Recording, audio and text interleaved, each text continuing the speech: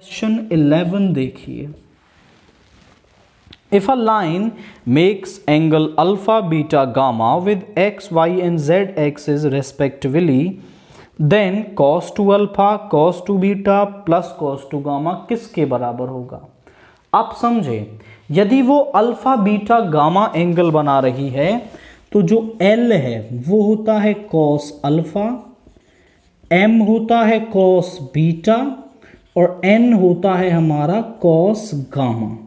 And we know that L square plus M square plus N square यानी cos square alpha plus cos square beta plus cos square gamma जो है वो हमारा 1 के बराबर होता है।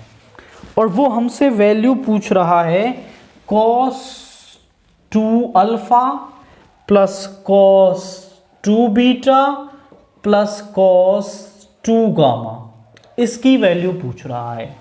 अब डायरेक्टली तो मैं इसकी वैल्यू नहीं निकाल सकता क्योंकि अल्फा बीटा गामा के बारे में मैं कुछ नहीं जानता, बट अगर मैं किसी तरीके से इसको इस cos अल्फा cos बीटा और cos गामा में कन्वर्ट कर दूं तो फिर कुछ रिलेशन हम यहां पर बना पाएंगे। तो इसको कन्वर्ट करने के लिए हमारे पास एक फॉर्मूला होता है 1 plus cos 2 theta by 2 is equal to, ये होता है cos स्क्वायर एंगल का हाफ। यदि cos 2 थीटा मैं यहां से निकालूं तो 2 इधर चला गया, 2 cos स्क्वायर थीटा माइनस 1।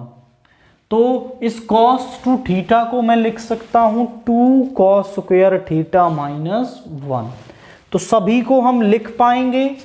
इसको हम लिख सकते हैं 2 cos स्क्वायर अल्फा माइनस 1, इसको लिख सकते हैं 2 cos स्क्वायर बीटा माइनस 1, इसको लिख सकते हैं 2 cos स्क्वायर गामा माइनस 1।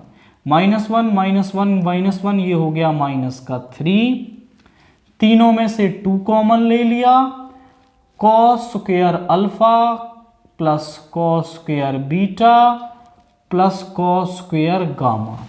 और हम जानते हैं ये किसके बराबर होता है, 1 के। तो यहां पे आ गया माइनस 1। तो इस पूरी टर्म की जो वैल्यू है वो -1 के बराबर यहां पे होगी।